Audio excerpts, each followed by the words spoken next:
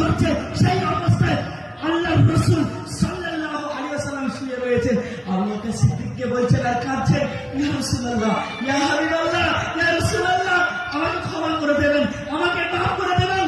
আপনার আগে আমাকে তারা আমার মাথার মধ্যে আঘাত করেছেন, আমি বেহুশ হয়ে পড়ে গিয়েছি, আমি কিছু জানি না। ইয়া রাসূলুল্লাহ, আমি কিছু করতে পারিনি, ইয়া রাসূলুল্লাহ, আমাকে ক্ষমা করে দিন। আমার রাসূল বিশ্রাম থেকে উঠলেন, ওঠার পরে আবু বকর সিদ্দিককে জড়িয়ে ধরলেন।